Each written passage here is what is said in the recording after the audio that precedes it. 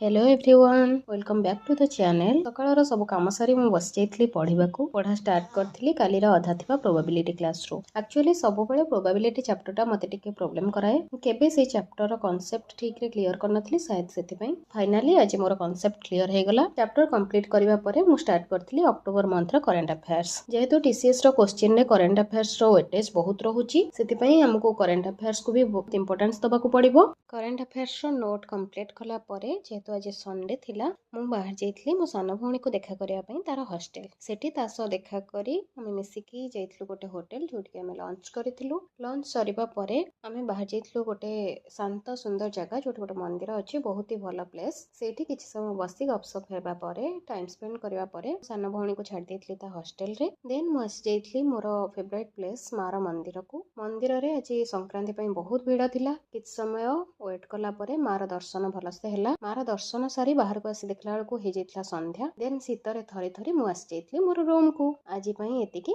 देखा हबो आ गोटे नुवा वीडियो रे।